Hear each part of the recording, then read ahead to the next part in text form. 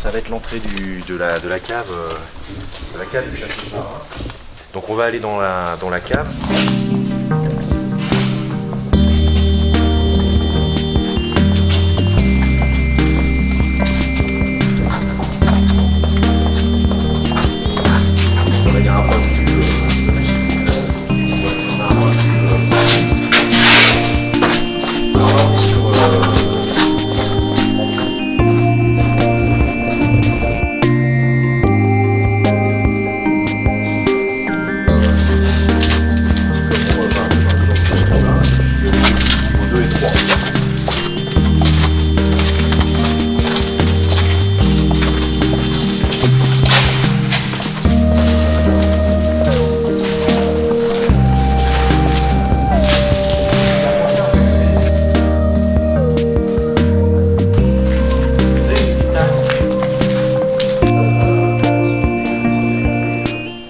Qui explique l'origine de ces caves. En fait, là, ce sont des puits qui communiquent avec l'extérieur. Et à l'époque, ils faisaient descendre toute leur récolte par ces puits. Et c'était stocké ici. Et ici, ce sont 3 étages. Alors, on est sur 3 étages. Là, on est effectivement au niveau 2. On a encore un étage en dessous. Donc, effectivement, on est sur une cave qui est l'une des plus grandes caves. Mais il y en a beaucoup sur Saumur. Mais l'une des grandes caves du Saumurois, tout à fait. Et combien de kilomètres à peu près Alors en kilomètres, je ne sais pas.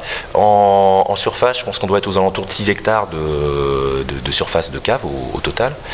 Donc vraiment une capacité énorme, avec un avantage d'avoir une hygrométrie constante, une température constante. L'été, on vient là, il fait frais. L'hiver, on vient là, il fait bon. Donc pour les vins, c'est idéal pour les conserver. Oui. Tout à fait.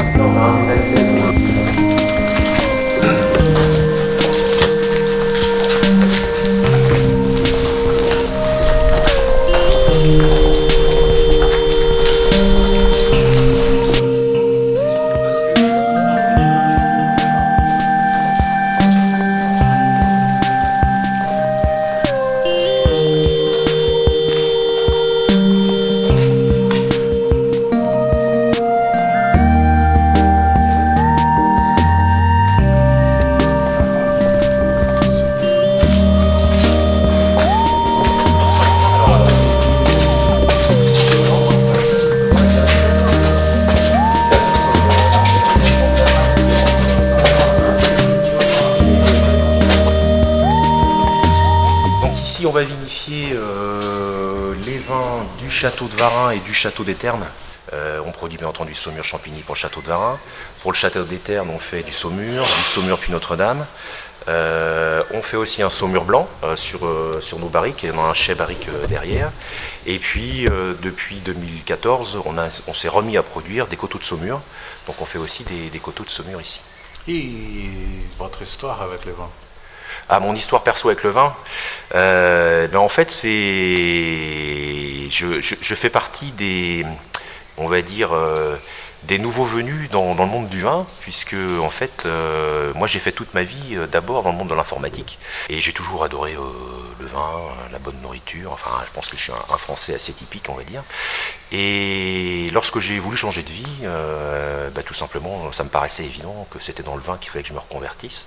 Je pense que mes origines familiales y sont aussi pour quelque chose, parce que je viens d'une famille d'agriculteurs. Et donc, je me suis intéressé naturellement au vignoble de la Loire, parce que je suis nantais moi-même, donc j'habite, on va dire, la région.